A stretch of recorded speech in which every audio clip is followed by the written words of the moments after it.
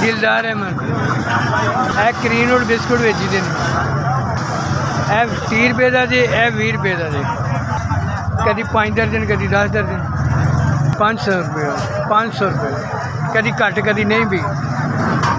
बच्चे 2 बेटे ने छोटे तो 5 बच्चियाँ जवान ने, जिहदे एक की शादी करती 4 है, तकरीबन 3 साल हो गए।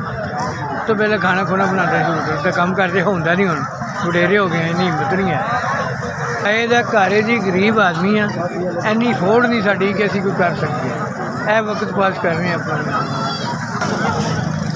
सर जी बेगम मेरी काम करती है, लोगों के घर से दोवें जने काम करके तो अपन बच्चियों वास्ते रोज़ी कमाई दी है जी। 0307 68 82 327 0307 82 327।